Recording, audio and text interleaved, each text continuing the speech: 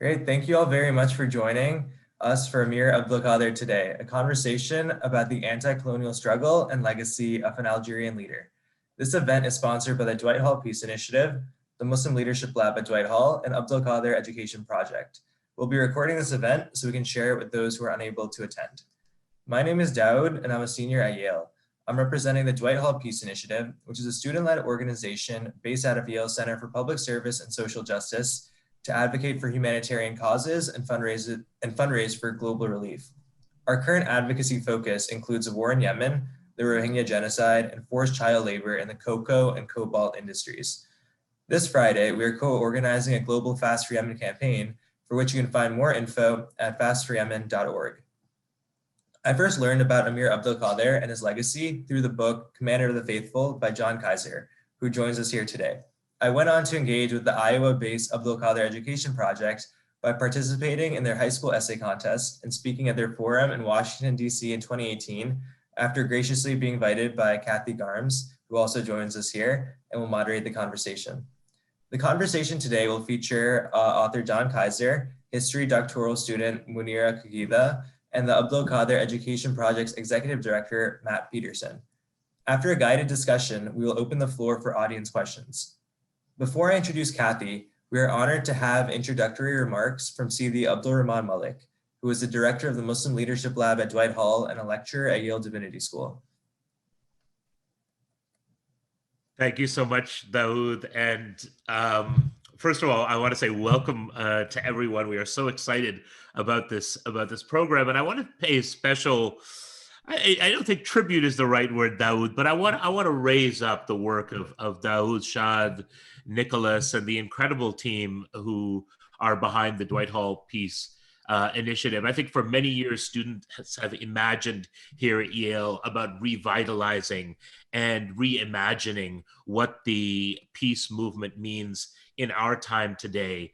And it's so heartening and so exciting to see what Daud and his team have done over the past 18 months to really revitalize a space on campus through this incredible institution, the Dwight Hall Center for Public Service and Social Justice, to really bring students together on a common platform that sees peace as global and that really engages in really timely campaigns and issues that are incredibly relevant right now, and are often ignored in the mainstream. And they've shone light on some really important issues and continue to do so. So whether you're at Yale or you're joining us from outside of Yale, the work of the Peace Initiative is fully accessible through all the socials. So I hope you have an opportunity to connect with them and continue to support their incredible work. You know, I like Daud said, you know, we all have this story of how we've been introduced to Emir Abdelkader. May God be pleased with him. And for me, I learned about Emir Abdelkader from my parents. My parents were deeply engaged in the history of the anti-colonial struggles, having come themselves from Pakistan. And both sides of my family, my mother's side and my father's side, were both refugees at the time of partition. So I grew up with an acute awareness of the fruits, in inverted commas, of the British Empire, and was attuned, I think, to the imperial legacies that really swirled around us in our home and around many of the aunties and uncles and members of our diasporic community in Toronto, Canada. For me, Emir Abdelkader joins a pantheon of characters in my Islamic Muslim imagination. These larger than life figures like Umar Mukhtar and Shamal al-Daghestani and others who stood against not just any kind of oppression, imperial oppression of the most violent and the most inhuman kind. And I think, speaking about Emir Abdelkader today, against the backdrop of what's continuing to happen in Europe and France in particular, to speak about Emir Abdelkader today as we continue to tackle the colonial legacies in higher education elsewhere, and to speak about Emir Abdelkader today at a time when we are confronting the scourge and the fire and the devil of the alt-right and white supremacy and anti-Black racism and economic marginalization, is so timely and so important.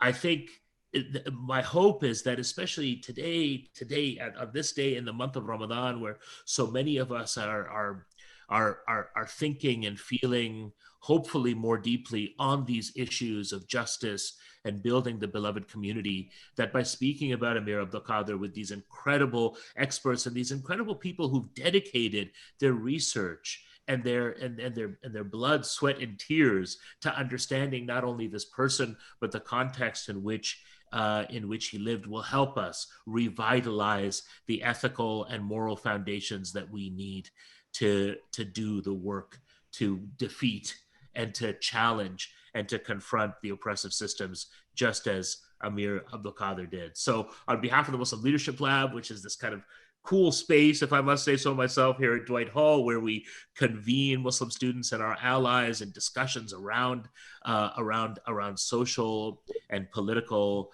justice based on the spiritual wisdom traditions of Islam, I just want to say that I am super excited to be here, and thank you, Daud, for allowing us to say a few words. And now we're going to hand it over to the folks that really know, and I'm looking forward to learn over the next 75 minutes with you all.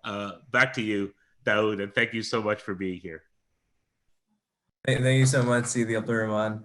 That was an incredible introduction, and I think we're all very energized for the talk now. So I will now introduce Kathy, who will introduce the other panelists and guide the discussion. So Kathy Garms is the Abdelkader Education Project, or AEP, co-founder and board member. She's a lifelong learner, passionate about music, travel, nature, and building global community. As a USAID volunteer in Kyrgyzstan, Kathy experienced cultures and landscapes different from Iowa, which led to her interest in cultural understanding, citizen diplomacy, and civic engagement. She revived el-Kader's sister city program with Mascara, Algeria, strengthening friendships and building relationships between the US and Algeria. Kathy organized the el-Kader launch of John Kiser's book, Commander of the Faithful, that inspired the Abdelkader essay contest and evolved into the Abdelkader Education Project. Kathy directed AEP's efforts and continues to expand its network at home and abroad. As a guest in France and Algeria, she participated in Emir Abdelkader celebrations related to human rights and international humanitarian law. Kathy continues to share the Abdelkader story with hope of a more civil world for all people. So without further ado, I'll hand it over to Kathy.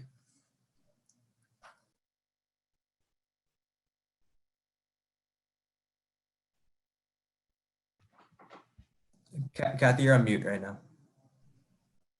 I am very sorry about that. Okay, so thank you, Daud, for this exceptional experience to be part of this webinar. The Abdelkader Education Project, and also known as AEP, wishes to thank you and the Dwight Hall Peace Initiative team for this opportunity to tell about Emir Abdelkader and AEP. We're proud to claim you, Daud, as a past SA winner, and we are delighted that you reached out to us tonight. So let's start out just couple of sentences. AEP is centered on Emir Abdelkader's legacy and values, so relevant for today. John Kiser's well-known book, Commander of the Faithful, actually opened my eyes to fascinating history. I learned about my hometown's namesake, Emir Abdelkader. Until that time, I had no English language book to read about that. So John and I offered essay contests for students to learn about the struggle and legacy of this 19th century hero. These contests were followed by the educational materials and outreach, which led to the 501c3 nonprofit Abdelkader Education Project. AEP is dedicated to developing curriculum that is being piloted in Iowa schools and across the US and beyond. It's applicable for across the US and beyond. So as moderator this evening, I'm delighted to tell you about our panelists. John Kiser is AEP co-founder with me, and he is an author, philanthropist, and entrepreneur. He serves on the board of the William and Mary Grieve Foundation, from which position he has been spearheading for the past 25 years, projects to address America's dangerous ignorance of Muslim faith. He is the author of Commander of the Faithful, The Life and Times of Emir Abdelkader. His other books include The Monks of Tiberine, Faith, Love, and Terror in Algeria, Stefan Zweig, Death of a Modern Man, and Communist Entrepreneurs, along with many published articles. John has an MBA from the University of Chicago and an MA in European History from Columbia University. Mounira Keghida is a history doctoral student at the Graduate Center of City University of New York. Her field is modern European history with emphasis on Europe's interactions with the world. She is interested in Europe's intellectual, scientific, and artistic exchanges with the post-1492 world. She is also interested in the anti-colonialist voices in France. Her dissertation is on Deputy Amandé Desjardins, who was the loudest French voice against the taking of Algeria. It addresses the question, why the Frenchman Desjardins why did he defend the emir and the rights of the Algerian people to have their own nation? Mounira is of Muslim and Jewish heritage and spent her childhood in a small village outside Algiers before moving to Brooklyn. Mimi is active on our AEP Education Leadership Team. Now to Matt Peterson, who is our AEP Executive Director. His military career enabled him to travel around the world to more than 30 countries where he experienced the conflicts caused by cultural ignorance firsthand. After retiring from the military, he came to AEP with a passion for resolving conflicts by building bridges between people with different backgrounds. In 2019, he wrote an op-ed for the Des Moines Register, and he wrote, I quote, "I have always believed people should determine their country's direction for themselves. I must acknowledge I have been part of a military that at times has been an obstacle to self-determination. I regret that," unquote. Matt has BA degrees in philosophy and government from New Mexico State University and an MA in organizational leadership from Gonzaga University. We are thrilled with Matt's leadership of AEP. So now we move on to our panel discussion. Each panelist will be given about 5 minutes to answer their designated question. So let us begin. Our first panelist is John Kiser of Virginia. A webinar on John's life would be truly fascinating, but now we will let him address the questions. Who was Emir Abdelkader? And why did you write the book, John?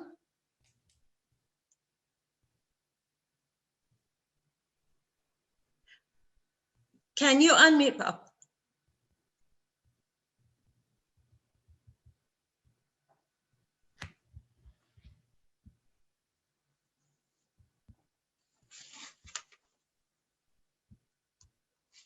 Okay. How I came to write the book. Well, it was easy to write because I had a warm-up session with a previous book called The Monks of Tiberine, Faith, Love, and Terror in Algeria. And it turned out that the monastery of Tiberine, which is in the Atlas Mountains, a bit south of Algiers, a monastery was established in the 1930s next to a large outcropping of rock called Abdelkader Rock, a location from which the emir directed some of the battles that he faced with the French. As I was finishing up the research for The Monks of Tiberine, I don't know if any of you have heard of the book or read the book or know about it, but this actually won an award at a Cannes Festival back in 2013. And it basically describes the story of these French Trappist monks who in 1996 were kidnapped. This is in the era of the GIA, and ultimately were found beheaded.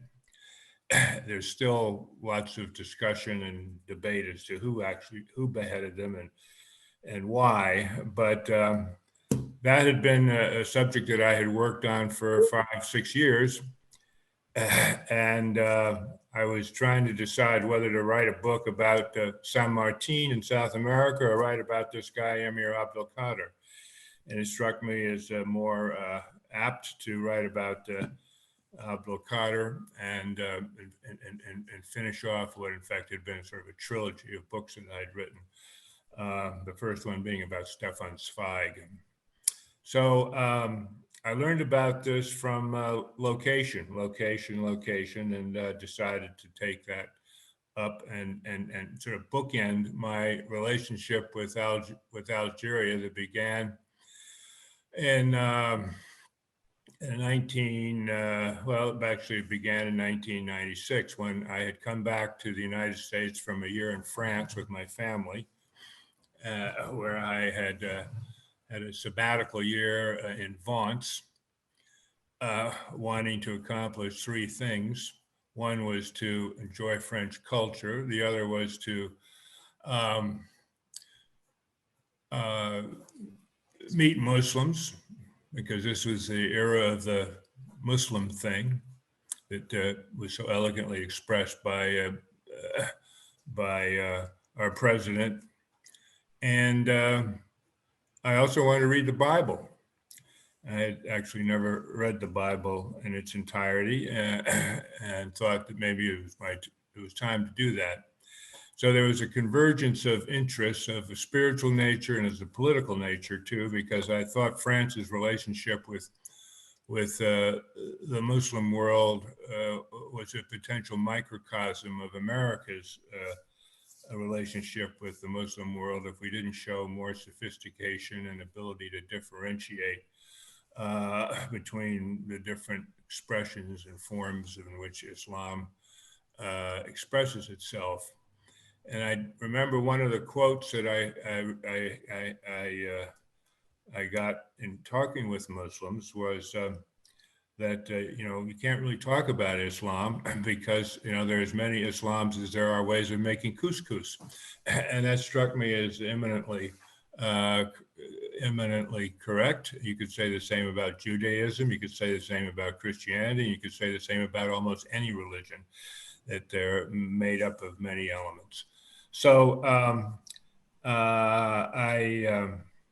so the answer to the question of how did I learn about him is it was through my relationship with Muslims in France that led to my interest in understanding better the French-Algerian love-hate relationship and educating myself so I could be more intelligent about Islam. And one of the things that I came away with was that it's essentially Christianity with an extra prophet thrown in. The 5 pillars of Islam are all things good Catholics and good Christians are supposed to do. Yes, they add Muhammad as the final prophet, but at the same time, Jesus is a perfect prophet. He was born without sin, which cannot be said of Muhammad. He was born of a virgin. He was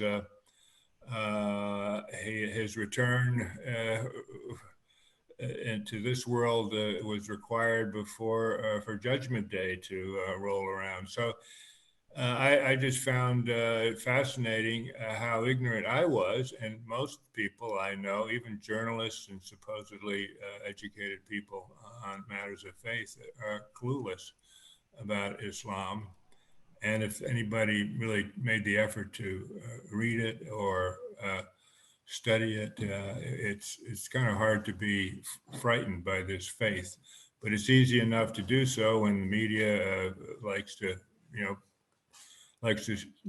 blood and likes gore and likes to be sensational to sell more newspapers.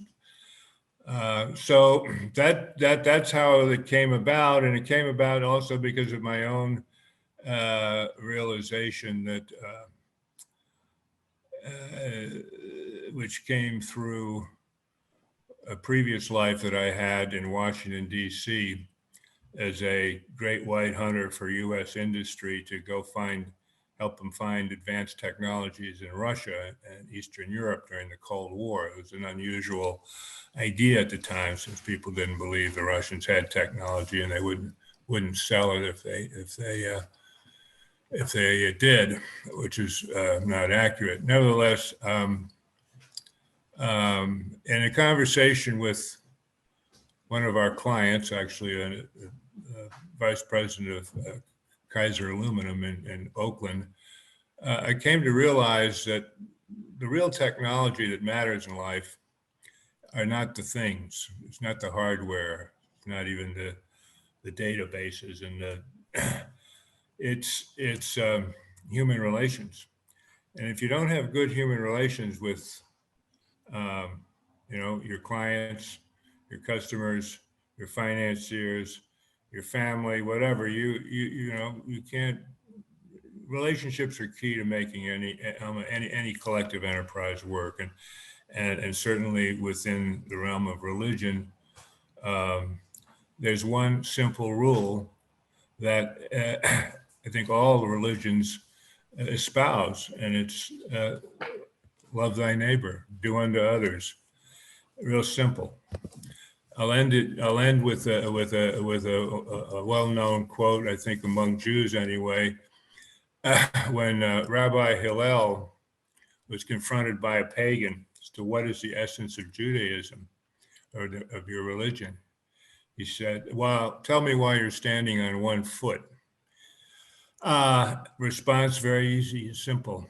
That which is harmful to you, don't do to others. Go forth and study. And if everybody just did that, we find it a lot easier, I think, to get along with people who are supposedly different, but in fact aren't. Thank you, John. That was well done. I really appreciate your thoughts on that. So we will move on to our second panelist, and that is Mounira Keghida of New York. And your question, Mimi, is what impact did Emir Abdelkader's anti-colonial struggle have in France during the 19th century? So I'm going to highlight again that my dissertation topic is focused on an individual, Amédée Desjourbet, who was the loudest voice in the Chamber of Deputies throughout the July monarchy, which begins 1830 to 1848. And he basically spearheaded the anti-conquest, the people who were against the taking of Algeria. His opponent in the Chamber of Deputies, surprisingly to a lot of Americans, was no other than Alexis de Tocqueville. He was the proponent for the taking of Algeria. And so you kind of wonder, well, what is the alignment here? And so my question has been for many years now, and how I came to the question of anti-colonialism in France was through my parents' deep faith in the French society and it being a society of openness. So my parents met in France of different faiths, and they married, and they felt that France was a very welcoming place for a couple that was an interfaith marriage, made up of an interfaith marriage. But yet the reality of the time was that France and Algeria had begun a war. This was the 1960s, and so it impacted my life. And my father went back to Algeria just after the war, when the war was concluded and Algeria was a sovereign nation again, after 130 years. So the question in my mind has always been this dichotomy in French history of the people who were for equality, liberty, fraternity, the basis of their famous revolution, and then the people who obviously are for conquest. So what is this dichotomy? So what I can say is Alexis de Tocqueville was an aristocrat. He was an aristocrat before everything else, and he's very much aligned with empire. The greatness, as he sees it, of French history is empire and expansion of the French Empire. However, I have discovered, well, it's not a discovery, it was always there, but what I have rooted Desjardins in is another track, let's say, of French history, who are a group of men from the 18th century called the physiocrats. The physiocrats are also called the economists. They're the first economists. They predate Adam Smith. Adam Smith was familiar with them. He knew them, and he emulated them, copied a lot from them. And part of what they believed at the time was the colonies don't work. It's just not worth it for an empire to pursue colonies, and better spend your money at home. And they were also very much agriculturalists. So focus on agriculture, focus on your people, enrich your people, work on infrastructure. So this is the basis of what I'm working on. This is my dissertation, is rooting Amédée Desjardins' rhetoric and his arguments in physiocracy, which takes me back about 80 years into French history, into the 18th century. So what did Desjardins say the taking of Algeria would do to France at the time? Back to the July monarchy, it's a fragile democracy. He says again and again, it's a very fragile democracy. So he says, what the government is doing, continually disobeying the wishes of the Chamber of Deputies, that would be the equivalent of our Congress. And it's Congress that authorizes war. And that at that time also. So the original the original blockade of the port of Algiers was in 1827, and it was not authorized. It was done by a very unpopular King Charles X, who was bringing back religion, who was suppressing the press, the free press, very unpopular king. His last effort to maintain his position was to take Algeria in 1830. It failed. He was replaced by the July monarchy, but the French stayed in Algiers. And I think often of the position the French were in relation to American 20th century our colonialist attempts. Now, you wouldn't say, no one would call our actions in Vietnam, let's say, colonialist, but we were there, we got involved because the French couldn't hold their colony of Vietnam. And so the French asked us to come in. And so it did have a colonialist tinge to it. But what reminds me of Vietnam is the phrase of mission creep. You're there with a certain number of men, and over the years, the number of soldiers just increases. And this is what happened to France. Algeria was really a case of mission creep. It was supposed to be just taking of Algiers, maybe a few ports along their 600-mile coast, but it just continues to expand east and west. They take the east last, and the Emir Abdelkader dealt with them he confronted them in the west. Again, how does this affect France at the time? So the July monarchy comes in. People have great hopes for the July monarchy, that they would have expansion of the franchise, that they would have freedom of the press, that they would finally start to focus on the country itself, developing the country, developing the people. Instead, what happens is that more and more of the economy is going to be geared towards the conquest.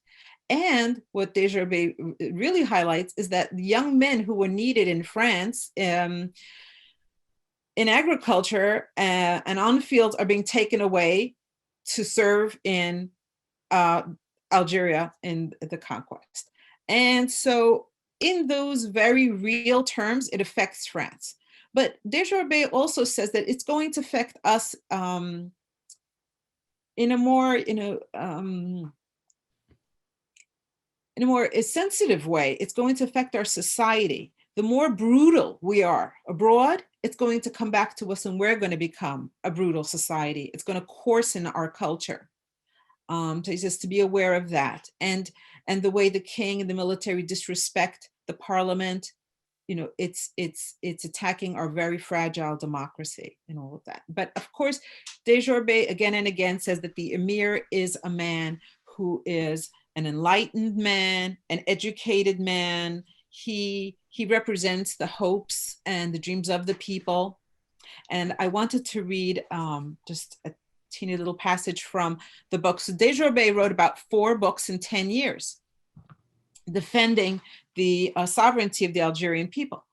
So this was written in 1846, when it really looks like the emir is about to be defeated.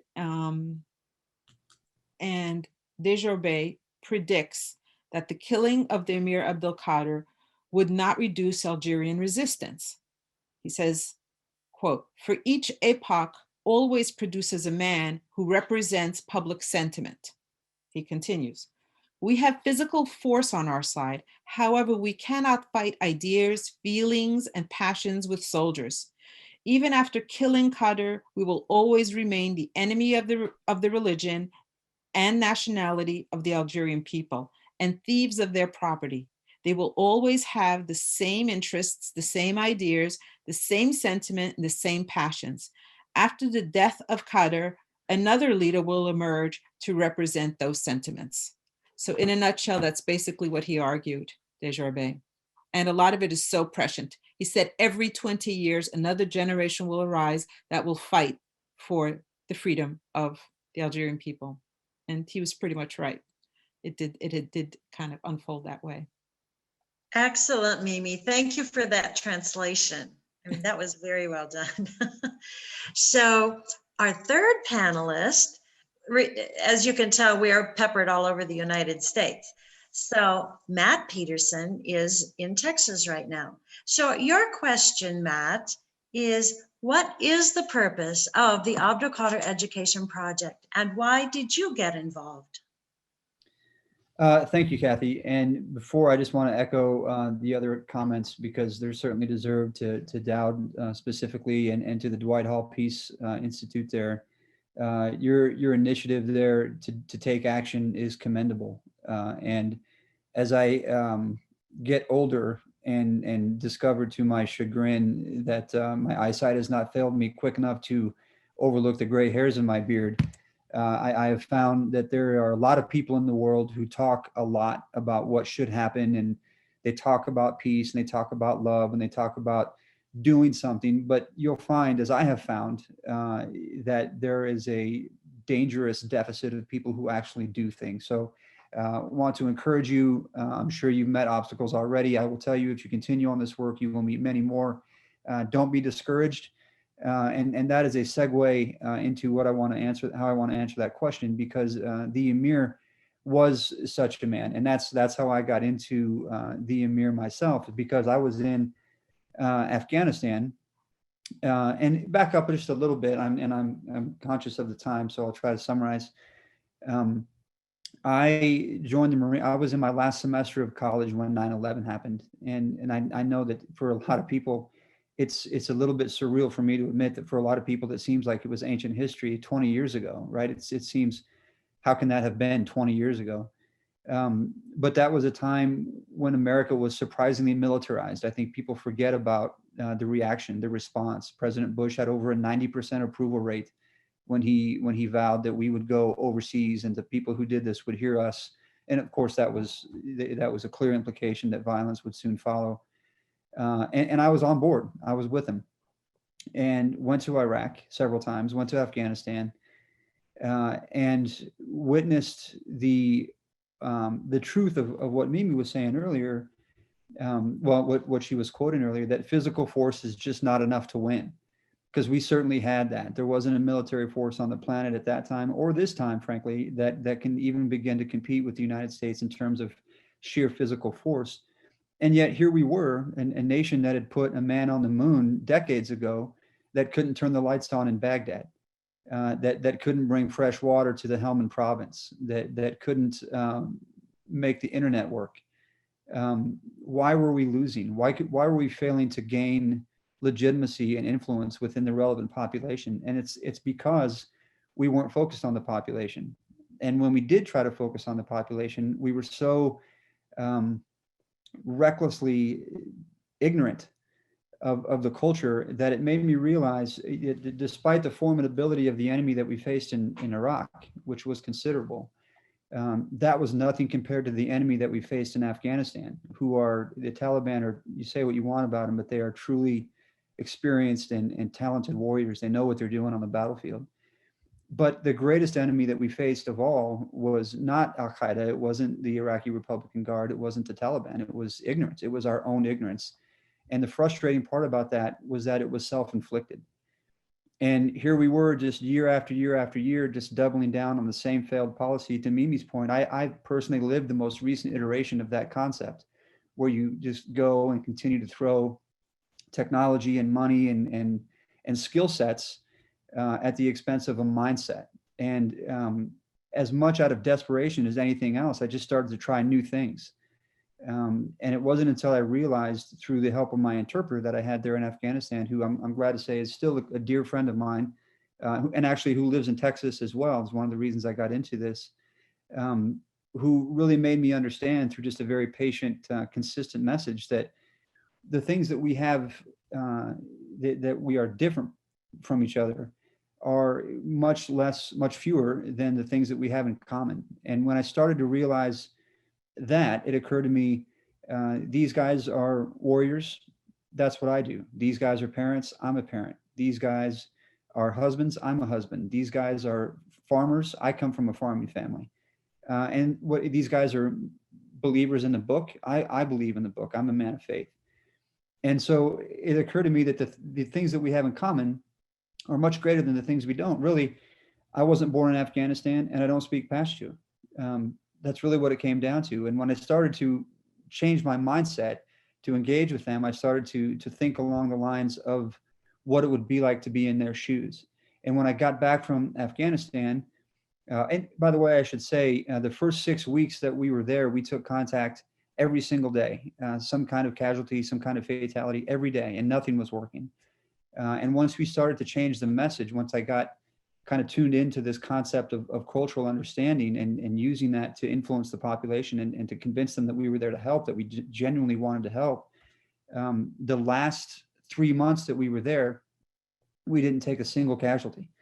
And I know, because I asked some of the people that I knew were fighting us at first. When the night before I left, we had a little get together at my base, and I asked them what had made them want to help us, because I wanted to tell the next guys that replaced me, hey, do this, because we did that probably accidentally and it made them want to help us.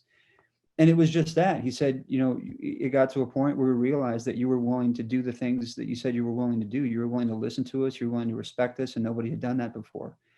And so I didn't want that lesson to be lost. And when I came back, I wrote an article about that. It got published in the Marine Corps Gazette.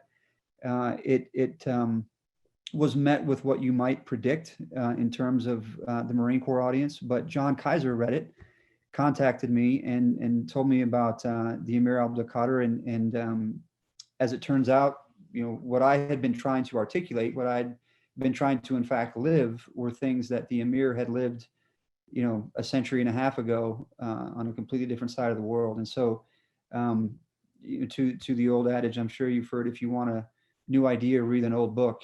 John's book isn't that old, but it worked for me. You know, reading through the story of the Emir, I thought, man, this isn't just an example of a good guy. This is an example of a guy that I want to be like. And what I mean by that, he was a leader who put his followers first in a world of leaders who are always so opulent and selfish. He was a guy who didn't mind living in Spartan conditions and sacrificing for the sake of the people who followed him and who believed in him. And that's what a leader should do. He was a warrior who knew how to fight, and he, more importantly, knew when to fight. He knew there was a difference between when this is a time to fight and when it's a time not to fight, and he knew when that time was. I think in a world of people whose knee-jerk reaction is violence, is war, is to be personally affronted at your, some insult to your national or religious or ethnic pride, let's draw swords and go to war. The really impressive thing to me about the Emir is he was a guy who definitely could, and he showed that, but he also knew that should and always be a last resort, and it was for him. And that as soon as it was time to end, that you should be a leader in ending the war as well. And I respect that. And finally, as a man of faith, he, a lot of what we look at, what the things he did are things that we would now characterize in the very familiar term of humanitarianism. But that would not have been a concept that was familiar to him because the word didn't exist. That just the verbiage didn't exist back then. What we look at in his life and think of as humanitarianism, to him was his obedience to his faith. And that's a little bit to my point that I was making to Daud earlier, is that there's never a shortage, it seems, in the millennia of human history. There's never a shortage of people who like to talk about what someone should do, and never a shortage of people who want to proselytize their faith.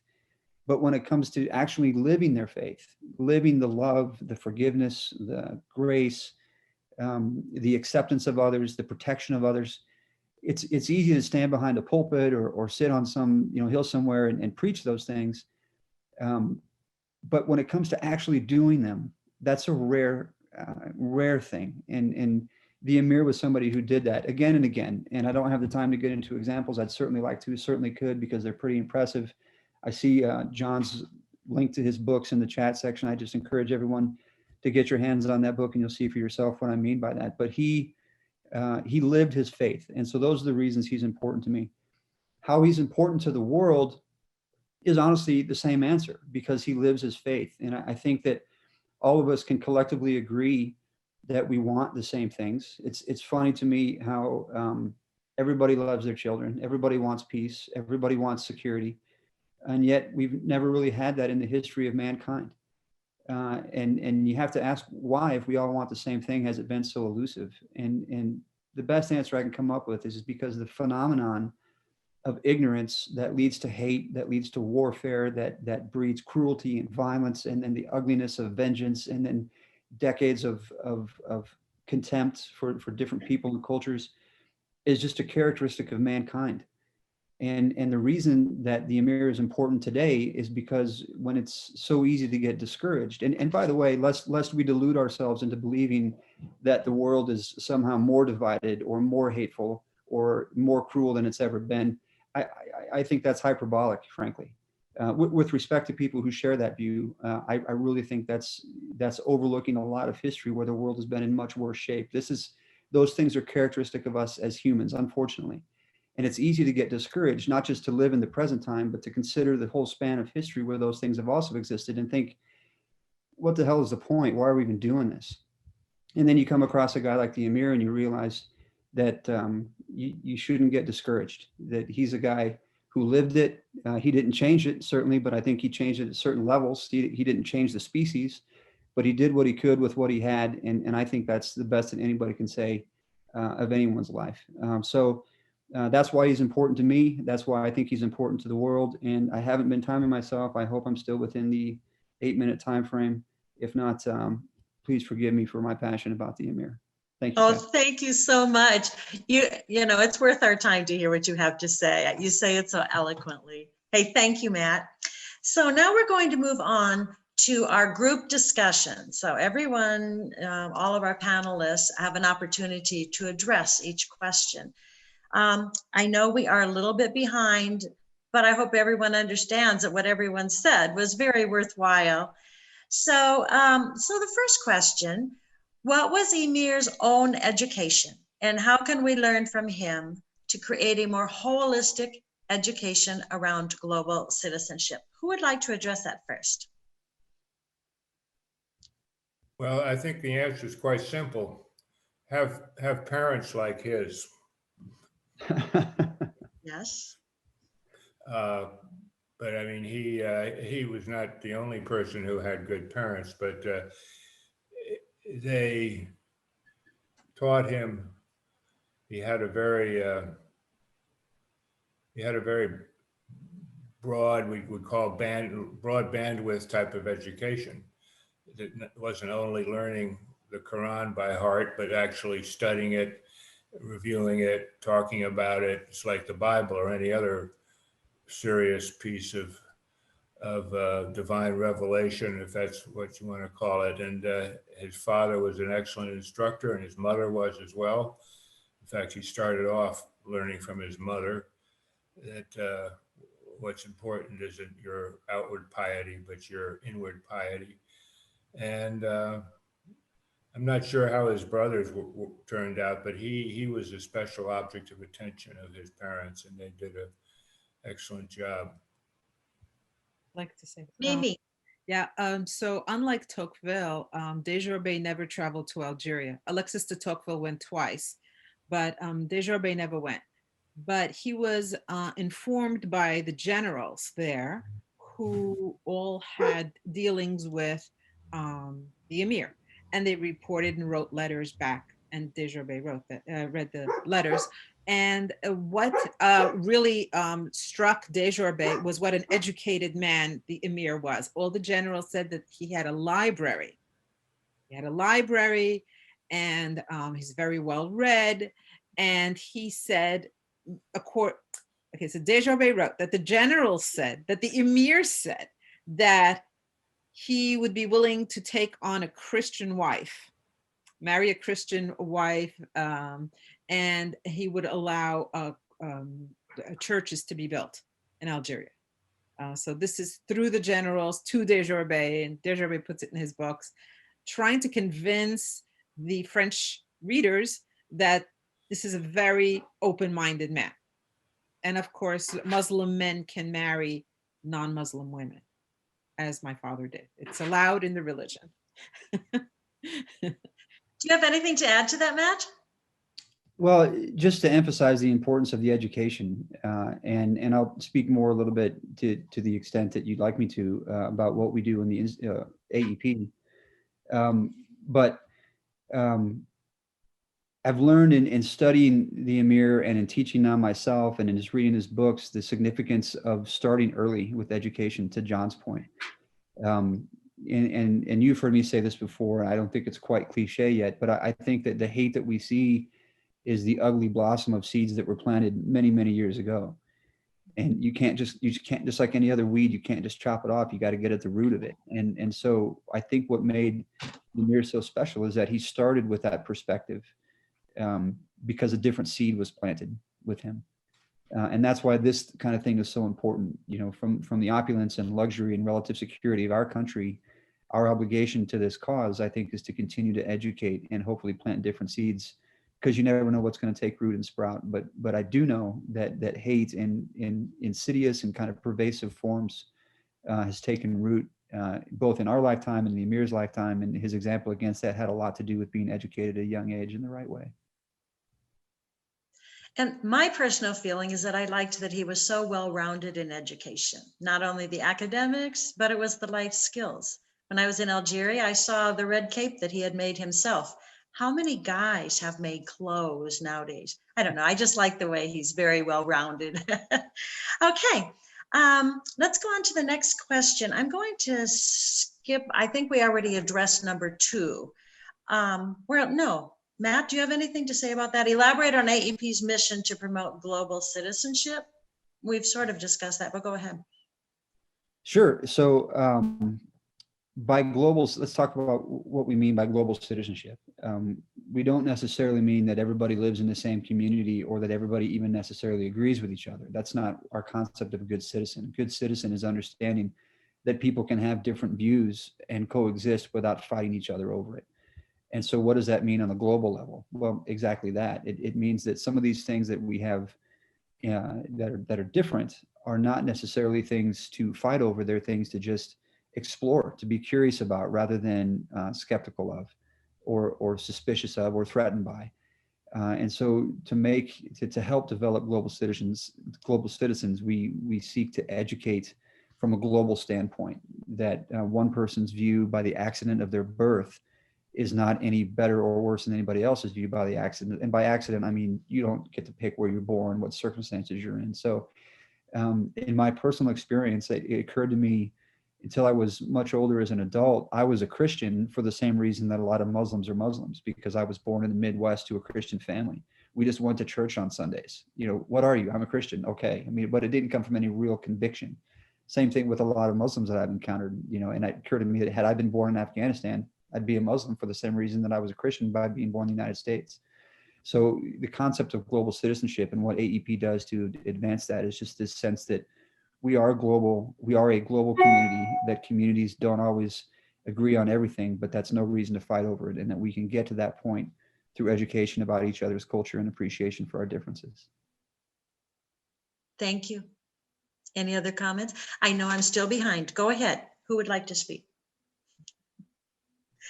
Okay, then I'd like to go to the next question. A lot of people do ask this. So AEP is based out of Iowa, far away from Algeria. So why is Emir Abdelkader relevant to Iowans and Americans more broadly? Well, because I am the only Iowan. Well, now Matt is from Iowa, actually, just in Texas right now.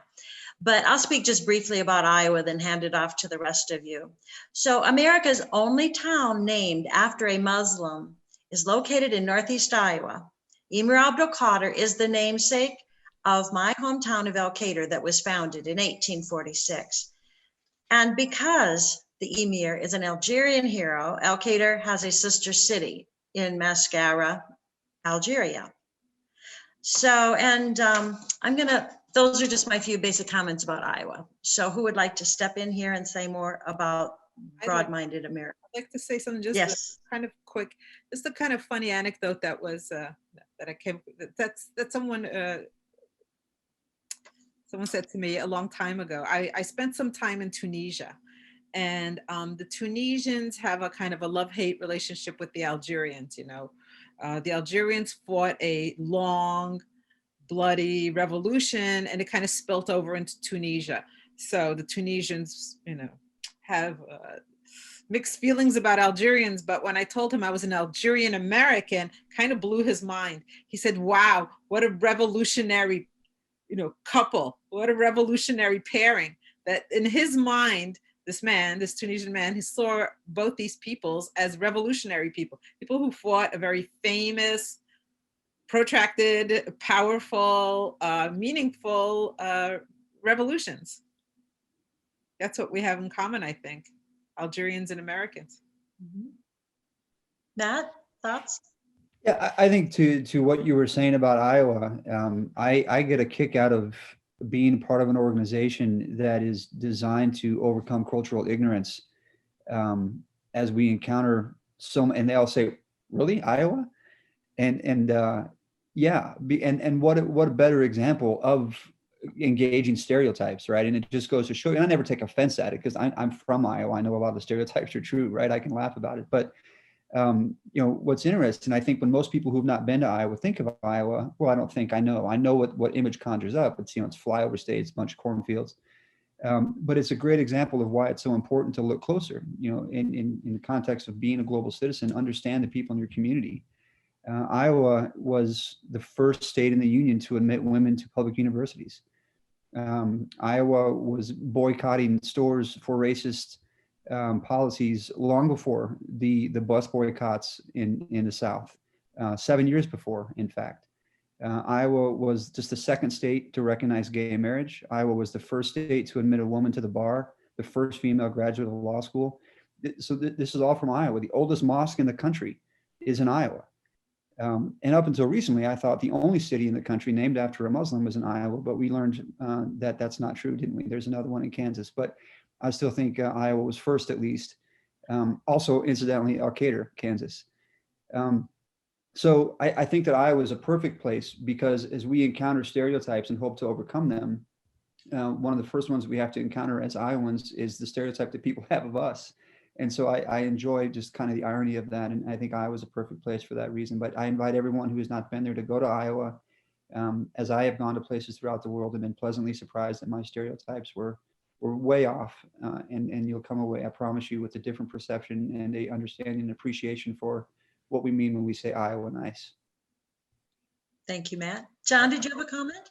I would add that another significance of Iowa is that, rightly or wrongly, it is still viewed as sort of an all-American state, that it's the so-called real America, which is probably not the case, but still it has that reputation.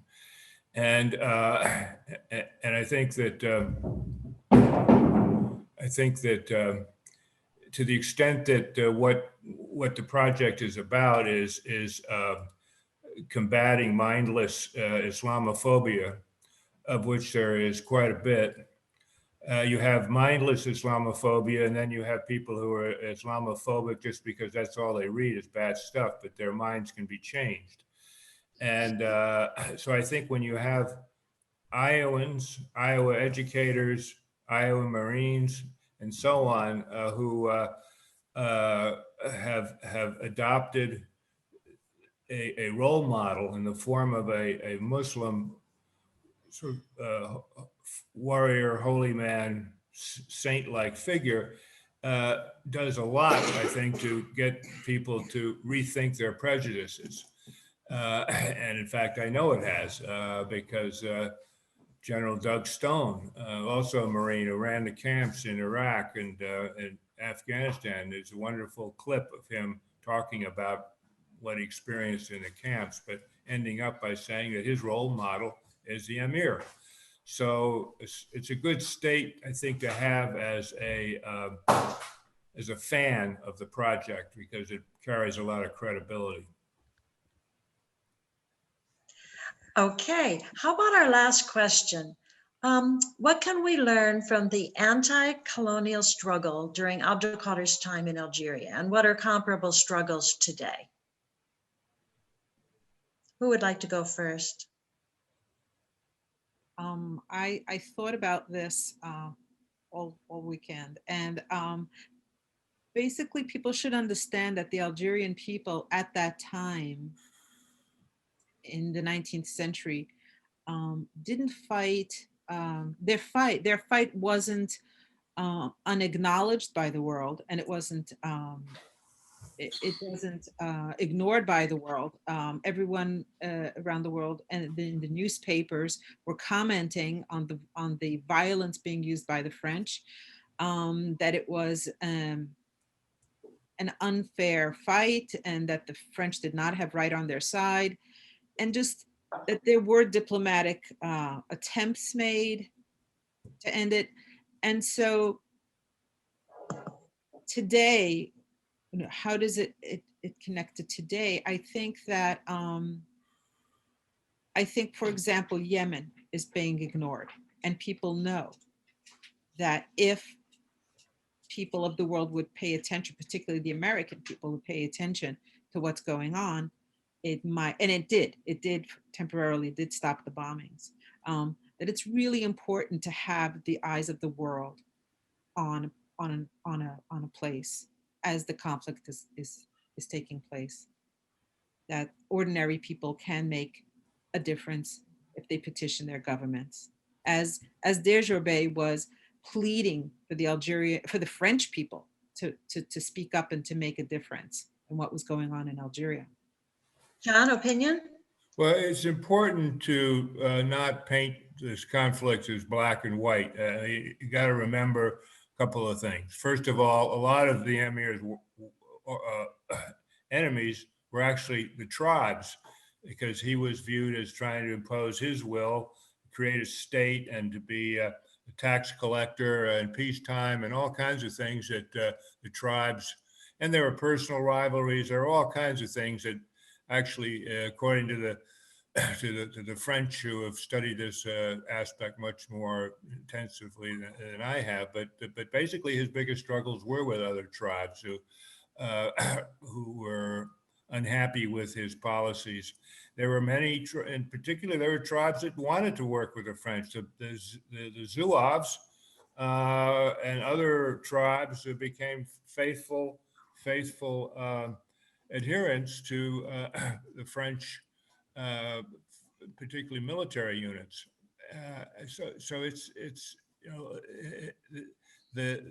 the attitude over the centuries had been generally, when some of these Europeans come here to do trade and further their economic interests, why don't we just work with them and we'll trade with them, and as long as they behave themselves and don't insult our women and destroy our churches, we can get along with them. So there was a whole get alongism elements to how tribes reacted. And the comment about Mounira used about de Tocqueville, it is true that he was an imperialist, but he also, in many occasions, has said, provided we treat them respectfully.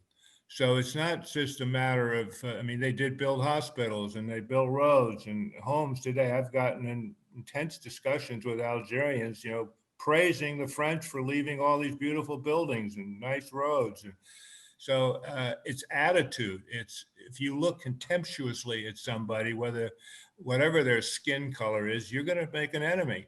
And it was the contempt portion that is what caused the problems. Is how do you treat these people? You Matt, treat them as comment?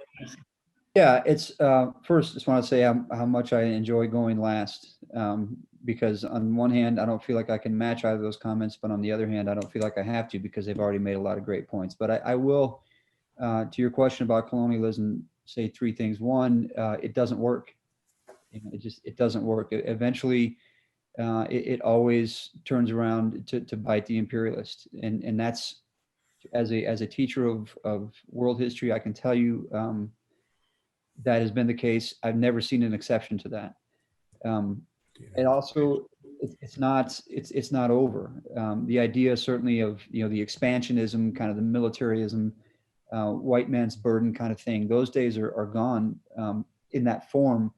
But imperialism is still going strong in the forms of economic imperialism and technological imperialism, and that's happening as we speak, as the world kind of divides up in the ways country used to be between a technological sector, a manufacturing sector, a raw material sector.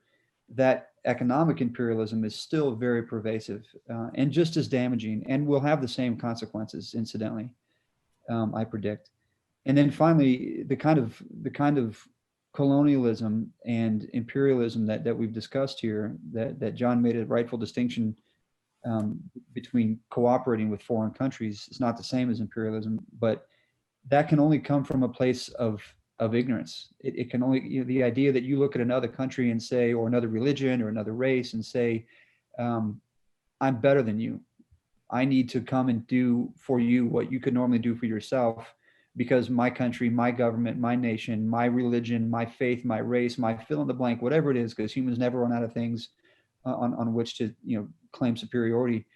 My whatever it is better than yours. Therefore, I'm going to come and impose myself on you.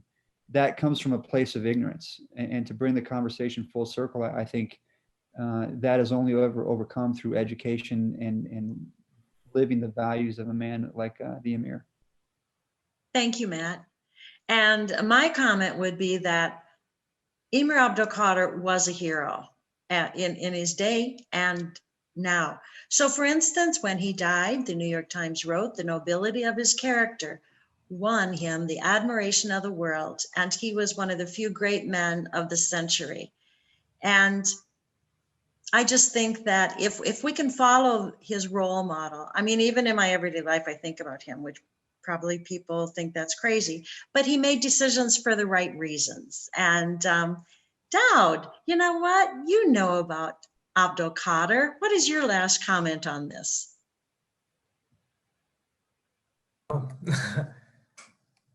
Nothing like putting you on the spot. Or else we are finished with our part if you want to move forward. Yeah. There's just a few questions in the queue, so I wanted to get to those. Okay. About 10 minutes or so left. But first, I want to thank all the speakers so much for all the insightful comments. So first, Danish wants to unmute and ask a question. Oh, yeah, sorry about that. Forgot that I was muted. Thank you so much for the opportunity. And also wanted to go and say hello to John. We had the pleasure of connecting in 2012 in Algeria at a conference dedicated to the Emir Abdelkader. It's wonderful to hear you speak again. I actually had a question. On one hand, I'm really encouraged by this conversation about the Emir as a figure precisely to combat Islamophobia. But this is me speaking as a scholar. I'm actually writing my doctoral dissertation, I deal at length with the legacy of the Emir Abdelkader, and it's very frustrating that in the scholarly literature, one could actually argue that the narrative presented about the Emir is semi-Islamophobic. Essentially, there is basically a tendency to present a double narrative, that is his period in Algeria, that being a Francophobe for obvious reasons, and then somehow after his eventual imprisonment by the French and his exile to Damascus, there's some sort of a conversion moment. He is essentially enlightened by the nobility of the French civilizational mission, and then at that point, the narrative skews to go into his interfaith efforts. And I'm wondering if, I mean, obviously the Abdelkader Education Project is not a scholarly initiative so much as it is a public one, but is there really much more we can do to kind of push back against this really damaging proclivity to kind of present Abdelkader as, you know, somebody who needed to be enlightened by the French in the first place? I would say you're half right, but you have to qualify it. He did respect. One of the things that he believed in that is that anything that helps make life better for people is good. And he was definitely impressed by the technology, whether it was, trains and weapons, medical. I mean, he saw what was obvious, which was the technologies being developed were impressive. But he also had a very strong cautionary note, when it seems to me makes it extremely relevant today, because it's just the same thing over again with a slightly different wrapping, and that is to beware of making idols out of technology, to thinking that technology alone is going to solve our problems. He's very clear on that, is that he sees a smugness among the French and Europeans, I suppose, in general, and so did a few American thinkers. But he saw the limits, and he admired the advances, but he said, beware of worship false idols. Can I say something? There's an Algerian word that slipped into French vocabulary after the Emir spent time in France, the smala. It was the Emir and his smala, which means his group, you know. And so I think that it's very touching to have Kathy, a woman from Iowa, who feels sometimes that she's in communication with the Emir, because he was a human being, and we can't forget that. He wasn't a saint. He didn't walk on water or float. He was a human being with a family to protect, friends, followers. He had his small around him. And I think that in a large sense, we have to look at him as a survivor. It is amazing that often I have students ask me, well, why didn't they just kill him? Wouldn't it have been easier to just kill him? And it is a wonder. It's an amazing thing that he did survive. He survived through his French ordeal, and he ended up living a pretty good life in Damascus. I think he, to say he's a wily guy, I think he's a survivor.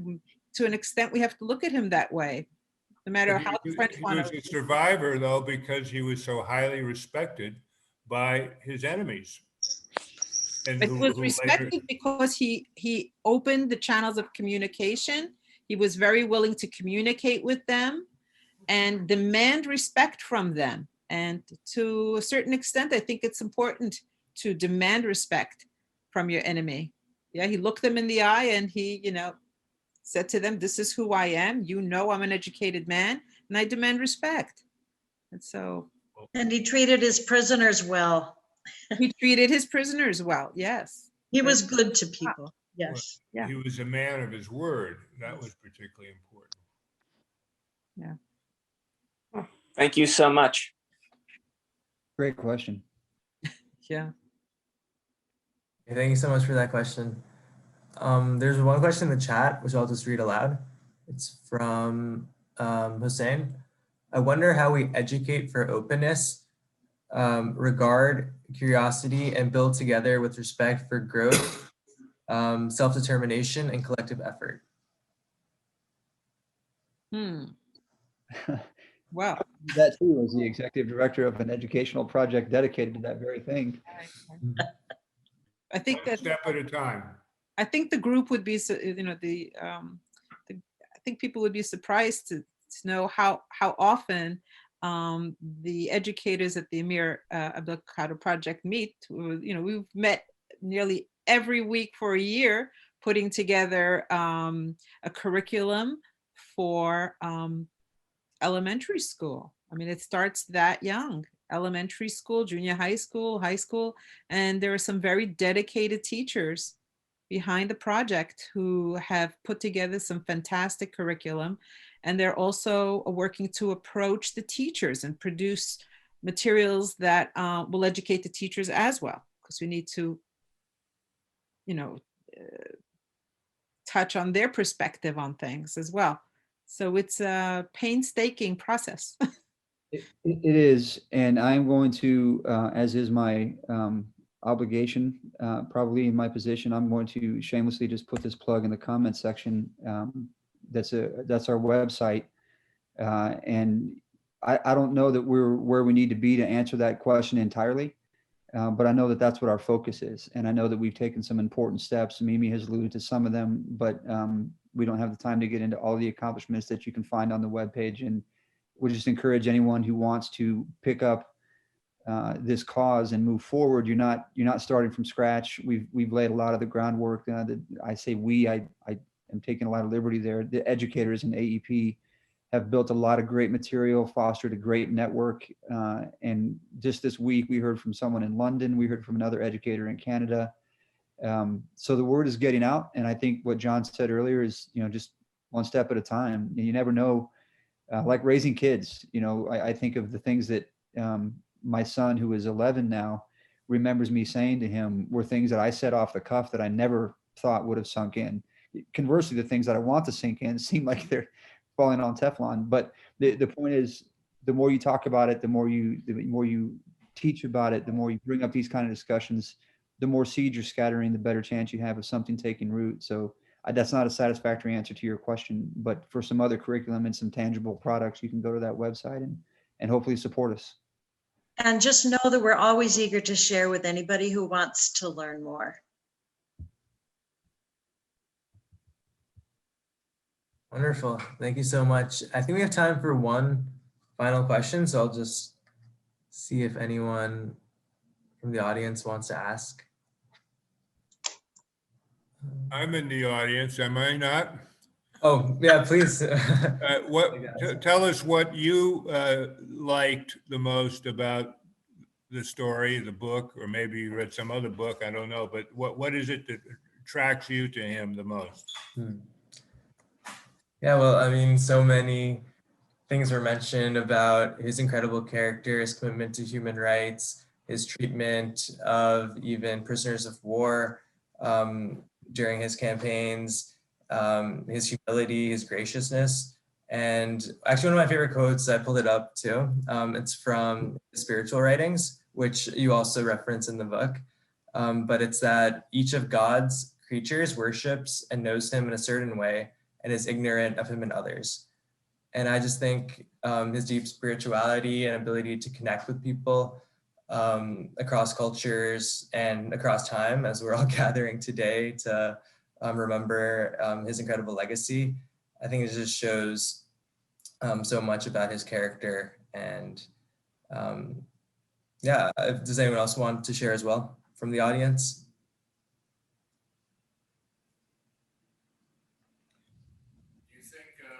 Muslims are as much in need of learning the Islam embodied by the Emir as non-Muslims?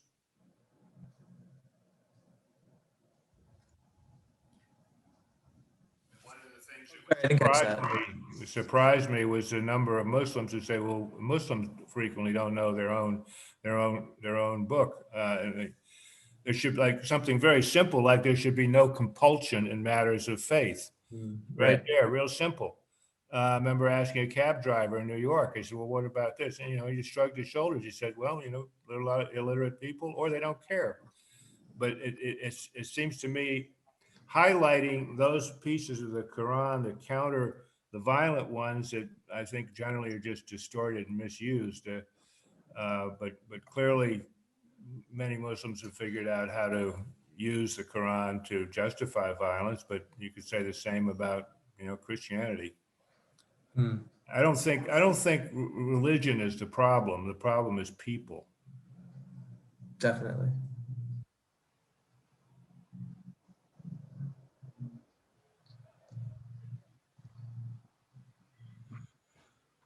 Great. I could point out just one that, oh, was there another question, Daud?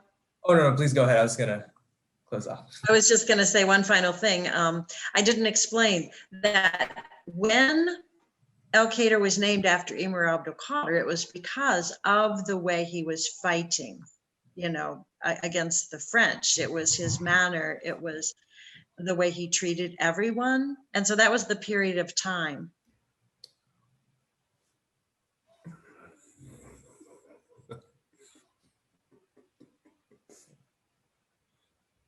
Wonderful.